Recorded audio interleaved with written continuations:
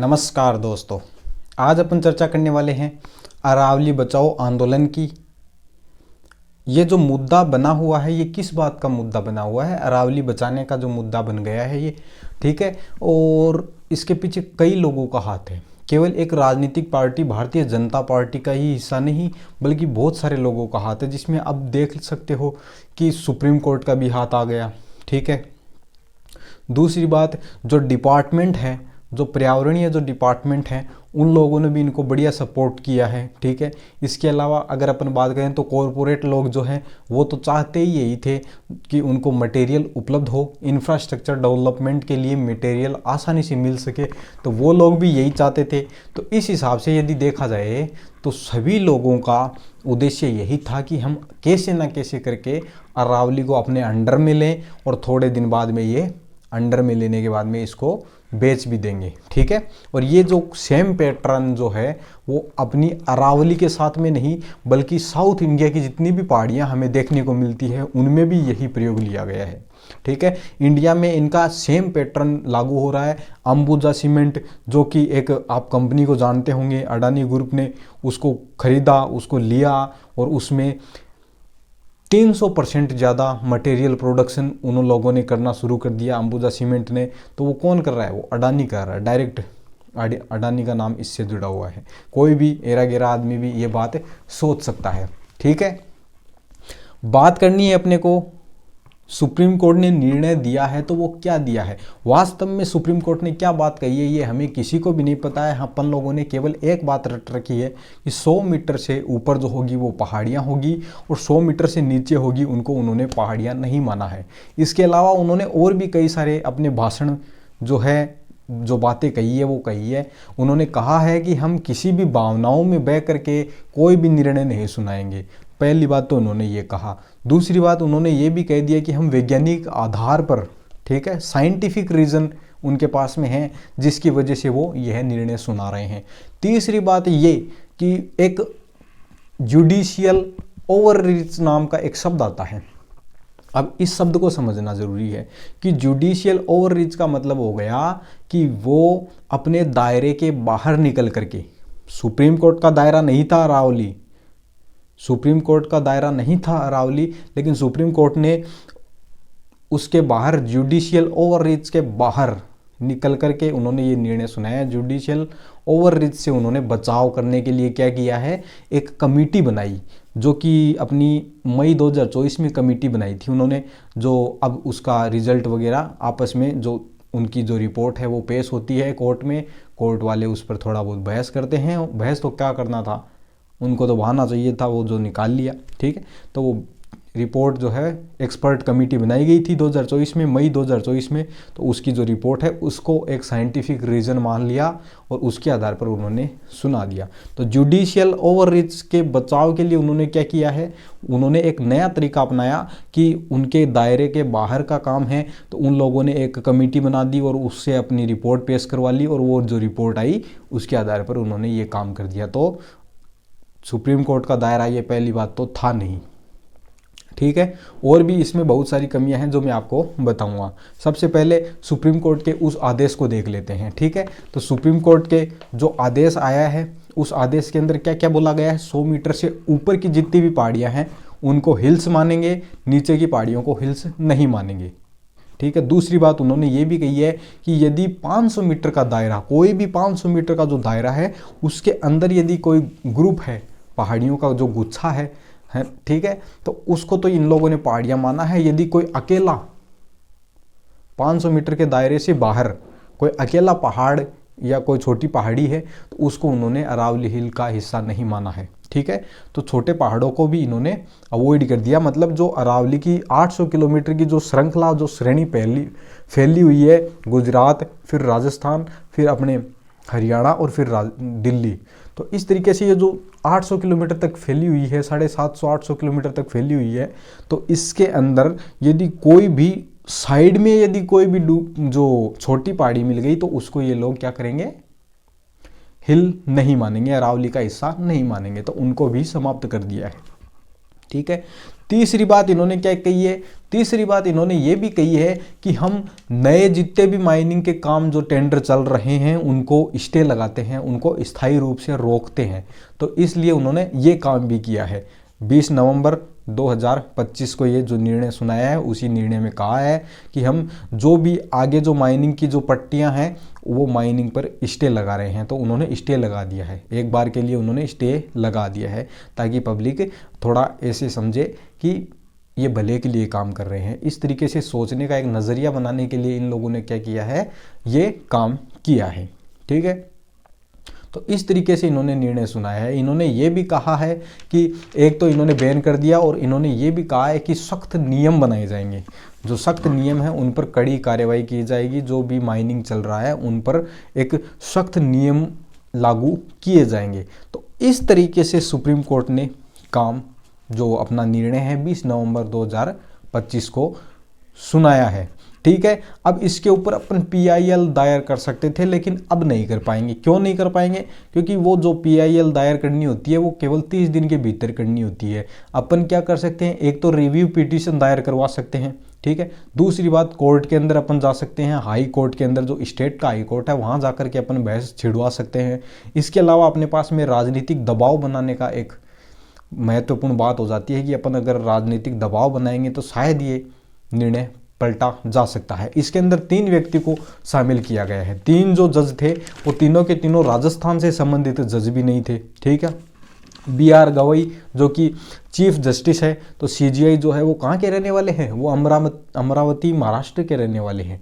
दूसरा व्यक्ति कौन है, दूसरा व्यक्ति आप अपना जो है के विनोद चंद्रन है, तो ये कहाँ का रहने वाला है, ये केरला का रहने वाला है। तीसरा व्यक्ति कौन है, NV अंजारिया, तो NV अंजारिया कहाँ का रहने वाला है, गुजरात का रहने वाला है। अहमदाबाद गुजरात में इसका जन्म होता है NV अंजारिया का। तो इस तरीके से जो निर्णय सुनाने वाले जज हैं वो अपने लोग नहीं हैं, ठीक है। जो रिपोर्ट, जो एक्सपर्ट कमेटी ने रिपोर्ट पेश की है वो लोग अपने नहीं है। क्यों नहीं है? क्योंकि अपना एक जो व्यक्ति था भूपेंद्र यादव, जो कि बिल्कुल बिक चुका है, यदि बिकता नहीं तो शायद अपने पक्ष में अपने उसका विरोध करना चाहिए था, लेकिन उसने नहीं किया, तो अपन उसकी भी अपन कुछ ज़्यादा खास नहीं मान सकते, वो भी आदमी बिका हुआ है, ठीक है। तो इस तरीके से है। सुप्रीम कोर्ट ने किस आधार पर निर्णय सुनाया है, तो सुप्रीम कोर्ट ने कई सारे आधार माने हैं, ठीक है। सबसे पहले तो कानूनी आधार, जुडिशियल ओवररीच। सुप्रीम कोर्ट ने कहा कि यह हमारे दायरे के भीतर नहीं है, यह जो हमने निर्णय सुनाया है वो हमारे दायरे के भीतर नहीं है, इसलिए हम एक एक्सपर्ट कमेटी बनाते हैं और वो कमेटी हमें रिपोर्ट पेश करती है, उसके आधार पर हम निर्णय लेंगे। तो ठीक है, तो जुडिशियल ओवररीच से बचाव के लिए इन्होंने एक्सपर्ट कमेटी का सहारा लिया है, ठीक है। और इन्होंने एक और कानूनी आधार माना है। इन्होंने कहा है कि हम जो अपने गुजरात की परिभाषा अलग है हिल्स मानने की, राजस्थान की जो सरकार है वो अलग मानती है, हरियाणा और फिर दिल्ली, सबकी अलग अलग परिभाषा कर रखी है अरावली की। तो इस वजह से केंद्र सरकार को ज़्यादा मुश्किलों का सामना करना पड़ता है। तो वो लोग क्या कह रहे हैं, सुप्रीम कोर्ट ने कहा है कि हम एक समान परिभाषा लागू करना चाहते हैं। इस उद्देश्य से उन लोगों ने करने की कोशिश की है, लेकिन उनका उद्देश्य कुछ और था, ये तो केवल बोलने वाली बातें थी। उन्होंने कहा कि हम एक समान परिभाषा लागू करना चाहते हैं, इसलिए उन्होंने किया, ठीक है। तो इस तरीके से है। वैज्ञानिक आधार, सुप्रीम कोर्ट ने वैज्ञानिक आधार पर भी ये निर्णय सुनाए हैं। वैज्ञानिक आधार उन्होंने कहा तो है लेकिन माना नहीं, ठीक है। उन्होंने कहा है कि हम वैज्ञानिक आधार पर निर्णय सुना रहे हैं, लेकिन उन्होंने कोई भी बात वैज्ञानिक आधार पर नहीं दी है। अगर अपन कह के माने कि 100 मीटर से ऊपर की हिल मानना और 100 मीटर से नीचे की जो पहाड़ियां हैं उनको हिल न मानना, ऐसी कोई परिभाषा विश्व में उपलब्ध नहीं है। भू आकृतिक विज्ञान के अंदर ऐसी कोई परिभाषा नहीं है। विश्व की बड़ी बड़ी संस्थाएं जैसे कि यूनेस्को अपनी हो जाती है, ठीक है, USGS हो जाती है, जियोलॉजिकल सर्वे ऑफ इंडिया हो जाता है, तो ऐसी कोई भी संस्था ने ये डेफिनेशन नहीं दी है कि 100 मीटर से नीचे वाली को पहाड़ियाँ नहीं माना जाएगा। तो सुप्रीम कोर्ट ने दूसरी गलती ये कर दी कि उन्होंने वैज्ञानिक आधार पर मानने की बात तो कही, लेकिन वास्तव में माना नहीं था, ठीक है। तो उन्होंने वास्तव में माना नहीं था। अगर अपन एग्जाम्पल देखें ना तो अपने को पता चलेगा कि जर्मनी जो देश है वो क्या मानता है, वो एक अलग कैटेगरी बना के रखा है, अलग कैटेगरी है उनकी। और उस अलग कैटेगरी में उन लोगों ने क्या कर रखा है, उन लोगों ने एक लो हिल्स के नाम से कैटेगरी बना दी और उसके अंदर सारी की सारी जो नीतियां हैं उसके हिसाब से लागू करते हैं। ठीक है, सुप्रीम कोर्ट ने ऐसा कुछ नहीं किया। ठीक है, अलग से लो कैटेगरी बनानी चाहिए थी लेकिन सुप्रीम कोर्ट ने नहीं बनाया। जापान की बात करें तो जापान का क्या है, तो जापान 50 मीटर से ऊपर की जो पहाड़ियां हैं उनको पहाड़ियां मानता है और 50 मीटर से नीचे की है उनको हिल्स नहीं मानता है। ब्रिटेन की बात करें तो ब्रिटेन का क्या है, ब्रिटेन में 30 मीटर से ऊपर की जितनी भी पहाड़ियां हैं उनको हिल्स माना जाता है। ठीक है, उनको हिल्स माना जाता है। तो इस तरीके से विश्व के अंदर देखें तो विश्व के अंदर ऐसी कोई परिभाषा नहीं है। तो सुप्रीम कोर्ट ने कहा तो था कि वैज्ञानिक आधार पर हम निर्णय ले रहे हैं, लेकिन वैज्ञानिक आधार पर उन्होंने कोई भी निर्णय नहीं लिया। उन्होंने एक्सपर्ट कमेटी का सहारा लिया था और एक्सपर्ट कमेटी के जितने भी सदस्य थे वो राजनीतिक सदस्य थे। ठीक है, जितने भी लोग थे वो सब के सब तलवे चाटने वाले लोग थे। इस वजह से एक्सपर्ट कमेटी की बात को भी अपन लोग स्वीकार नहीं कर सकते। ठीक है, एक्सपर्ट कमेटी जो है वो 9 मई 2024 को बनाई गई थी और उसकी रिपोर्ट के आधार पर ये निर्णय लिया गया है। एक्सपर्ट कमेटी के अंदर कई सारे थे, पर्यावरण मंत्रालय के सचिव थे और जो अपने स्टेट आ जाते हैं गुजरात, राजस्थान, हरियाणा और दिल्ली। तो इन स्टेटों के, इन जितने भी राज्य हैं, चारों राज्यों के जो फॉरेस्ट डिपार्टमेंट के सचिव हैं, जो हेड हैं, उन लोगों को इन्होंने शामिल किया था और यह जो कमेटी बनी थी एक्सपर्ट कमेटी, इसने निर्णय सुनाया था। पर्यावरण मंत्रालय, यहीं पर भूपेंद्र यादव का नाम हमें देखने को मिल जाता है, जो कि राजस्थान का रहने वाला है, अलवर से सांसद बना है। उसके बावजूद उसने एक भी मुद्दा ऐसा नहीं उठाया कि इसको नहीं काटना चाहिए, ये हमारे लिए इतनी महत्वपूर्ण है, राजस्थान की जीवन रेखा है, इसका इतना इम्पोर्टेंस है। ऐसी बातें भूपेंद्र यादव को कुछ भी याद नहीं आई। उसने तो केवल तलवे चाटने की बातें अपनी जारी रखी और ऐसे निर्णय सुना दिए, ऐसी रिपोर्ट पेश करवा दी। ठीक है, तो इस तरीके से है। तो सबसे पहली बात, ऐसी कौन सी बातें हैं जिसको सुप्रीम कोर्ट ने नज़रअंदाज कर दिया। ठीक है, सुप्रीम कोर्ट ने कौन सी बातों को नज़रअंदाज कर दिया। सबसे पहली बात, फॉरेस्ट सर्वे ऑफ इंडिया की रिपोर्ट आती है। ठीक है, तो फॉरेस्ट सर्वे ऑफ इंडिया की रिपोर्ट में कहा गया था कि यदि अरावली को काटा गया, यदि अरावली को समाप्त करने की कोशिश की गई तो पूरा का पूरा दिल्ली एनसीआर गैस चैम्बर बन जाएगा, पूरा का पूरा दिल्ली एनसीआर के लिए घातक सिद्ध होगा। ये बात फॉरेस्ट सर्वे ऑफ इंडिया के रिपोर्ट में कहा गया था। सुप्रीम कोर्ट ने इस बात को नज़रअंदाज कर दिया। ठीक है, दूसरी बात, एक इकोलॉजिकल वैल्यू समझना चाहिए किसी आदमी को। कोई भी आदमी यदि निर्णय सुना रहा है तो केवल कानूनी कागजी कार्रवाई नहीं, कुछ भावनाएं भी होनी चाहिए। ठीक है, इकोलॉजिकल वैल्यू को उन्होंने कोई भी इम्पोर्टेंस नहीं दी। उनको पता होना चाहिए कि ये जो 800 किलोमीटर की हमारी जो अरावली रेंज फैली हुई है, इसमें कितनी प्रजातियां रह रही है, कितने जीव जंतु रह रहे हैं, कितने वन्य जीव अभ्यारण्य यहाँ पर उपलब्ध है। ठीक है, पानी की जो उपलब्धता है उसके वजह से कितने जीव जिंदा है, और तो और इंसानों के लिए भी सबसे बड़ी जल आपूर्ति का काम जो है वो अरावली पर्वतमाला, अपनी अरावली श्रृंखला जो है वो कर रही है।